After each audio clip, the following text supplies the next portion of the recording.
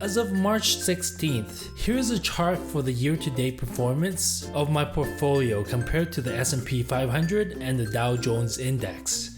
We can see that the S&P 500 dropped 28%, while the Dow tanked slightly more at 33%. But my portfolio went up 94%. So what happened? Back in late January, when China shut down several cities for the epidemic, I cleared up my account and bought all the Yang stocks I could. This YANG is a directions shares ETF that is China Bear 3X, meaning if the China index goes down 1%, this stock goes up 3%. This ETF rallied from $35 in January 17th, up almost 50% in 2 weeks. I bought them on January 31st for $49. I really thought that when the China market reopens from the New Year break, things would collapse and go down 30+%, making my portfolio 3 times that, essentially up 100%. Boy, was I wrong. Before the market opened on February 2nd, the China government came out and dumped $1.2 trillion into the market and prohibited any shorting. This move essentially rallied the markets up 15% in 3 weeks.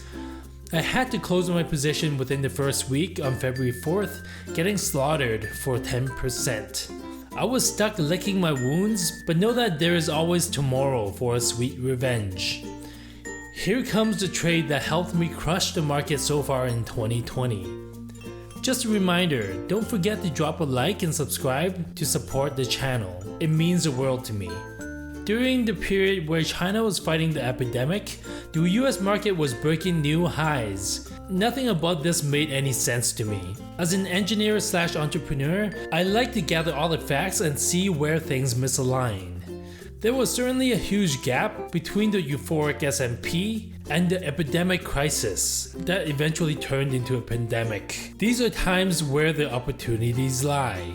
For the month of February, I trimmed my growth portfolio down to about 50% because it's really tough to completely sell off all your positions, even though I had a hunch that the markets may or may not correct itself. This is just a balanced approach with some hedging so I don't miss out on any gains if the bulls continue to win. Here is the VIX trade that was the savior for my portfolio. VIX represents the fear index, and the only way to bet on it is through options contracts. Calling the VIX means increasing fear. Putting the VIX means increasing complacency. If you want to know more about options, you can comment down below or check out my options playlist. I've accumulated these call option contracts, VIX $18, March 18th, 2020. I certainly didn't go all in with these, maybe just 2 to 3% of my portfolio at the time. As you can see, I averaged into the position over a 6-week period from January 9th to February 20th, adding units between $1 and $2. On February 24th, the Dow tanked more than 1,000 points due to the epidemic worries when it hit 30 countries with 2,600 deaths. That's when everything started falling apart. I recently watched Dirty Money on Netflix, and here's a quote that really hits it home. As a short seller, the key thing is waiting for the catalyst. At what point do people say, now it matters? This doesn't only apply for shorting, it's for all investments actually. The trick for a huge win is to see things before others do, not when everyone's uncle is talking about it. The epidemic certainly turned from a nothing to worry about common flu to a pandemic that could possibly trigger a global recession. Within 2 weeks from February 24th, the contracts I've accumulated at $1.50 have rocketed up to $9. I sold off my position with a 600% gain and bought April VIX contracts that had a $27 strike price. I thought the fear would cool off a bit so I could use more time to average in as the prices drop. That didn't happen. Another black swan came to greet us. It was a 30% oil collapse that triggered further sell-offs and more fear in the markets. My average buy-in price for the April VIX was $2. As of yesterday's price for these contracts, it was $32. So if we do some rough calculations here, $1.50 to $9 is 6 times. $2 to $32 is 16 times. The accumulated gains could be 6 times 16, 96 times. From this trade, if we could hold on to it from the very beginning at the lows and sell at the peak. This trade was far beyond what I hoped for. I certainly didn't capitalize on the whole 90x gains, playing conservatively and skim profits weekly because I know that paper gains mean absolutely nothing. Close to 10,000% returns can only be achieved through stock options. Maybe it would be a good idea to learn it and protect yourself through these rough times. As indicated in this chart, now I have about 25% in options and 75% cash, ready to buy in on MAGA stock once that bottom is established. MAGA represents Microsoft, Amazon, Google, Apple. Through a recession, only the strongest players have the staying power and possibly gobble up smaller tech companies at dirt cheap prices. I believe all this stay-at-home times will hugely benefit the cloud space and the working on the go cell phone era. Google Android and Apple iOS owns the cell phone space. Microsoft and Apple owns the laptops. Amazon, Microsoft, Google owns the cloud. Can't really go wrong with any combinations of these companies in my opinion. Looking back, there are several lessons I learned from this speculation play. Be versatile.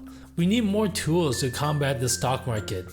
If my only strategy was to buy and hold, there is absolutely no way my portfolio would be positive during this crash. I have a dividend portfolio as shown in this video, where all I do is buy and hold, then let the dividends reinvest itself. This account has taken a 20+% beating, but the time horizon is 10+ years, so I didn't make any trades there. Number 2, it's okay to admit you're wrong and take a loss. I took a 10% hit from my Yang trade, could have easily held on and watched it drop another 10% for the next week. A 2-week 20% loss isn't easy to recover from, both monetary and mentally. At that point, I would probably be loss averse, meaning to do things that won't cause more pain, thus possibly missing out on my VIX trade. Number 3, have patience. Learn to average in and average out. In my case, it just needed 6 weeks for the catalyst to blow up, but I was ready to wait 6 months plus. It's okay not to catch a bottom or the top. At the end of the day, what really matters is making the right plays consistently. Max profits isn't the target. Number 4, think independently. For the past month, I've studied numerous videos and articles on the pandemic and identified various black swans that could really set the markets on fire. If I listened to Trump and the WHO at any point throughout February, and trusted how they claimed that things are fine, I would probably settle my trade way before the peak. Number 5, have conviction. Once you made your decision for a certain play, stick with it no matter what the market tells you. Even if it squeezes you by a record high of 1985 points, the market will give you 3,000 points back the very next day. The trades we place usually don't profit the very next day or weeks. So be prepared to hang on through the tough times, even if it goes down 50+%. Stay the course. Number 6, bet sizing. Looking back on the 90x VIX trade, I do wish I went a little harder, to maybe doubling my 2 to 3% bet. But then again, if I was wrong and missed for the next 6 months, I've lost 30% of my portfolio. At the time of entering the trade, my intention was just to hedge my holding so my portfolio won't go into the red even if things tanked 10+%, so these extra profits was certainly a bonus. Looking forward, the market bottom is certainly in focus. During the financial crisis in 2008, the Fed had also cut the rates down to 0%, and the markets found the bottom within 3 months. I'm certainly not saying that history will repeat itself, but even if we bound ourselves to the 3-month time frame, how much of the market is left if the Dow can tank 3,000 points in one day? There are several things to look out for in the next 3 months that can trigger the bottom. China-US trade war. On January 15th, 2020, China and US entered a Phase 1 trade deal to reduce tariffs between the two countries. Phase 1 of this deal will fall apart since China could not possibly adhere to this first obligation. Their economy pretty much grinded to a halt from this epidemic. China agreed to increase purchases of American products and services by at least $200 billion over the next 2 years. Adding to this, a recent Trump post could certainly anger the China government, thus reigniting the trade war. Tokyo 2020 officially cancelled. As I mentioned in the previous video, there was only 3 cancellations of this event. All 3 were due to World War I and II. If this happens, the power of association and imagination can really run its course. As of today, President Abe still insists that the Olympic events are proceeding. With all the cancelled flights and half the countries on lockdown for the foreseeable future, the athletes cannot even make it to the event if they wanted to. Companies should declare bankruptcy. This may be saved from the $1 trillion government bailout, but that will only add to the debt bubble, which is ever growing. Last month when I went to Vegas, I saw this billboard showing $23 trillion national debt. That equates to $71,000 of debt for every single person in America. It's quite strange to me that this type of data can be broadcasted on the Vegas Strip. If you have any idea why they're doing this, please let me know. This bubble is very real. There is so much uncertainty in the market right now. I haven't started averaging down yet, still waiting for another black swan for that real bottom. Remember to like and subscribe if you found any value in the video. Take care and have a good one. Check out these videos if you want to know more about stock options.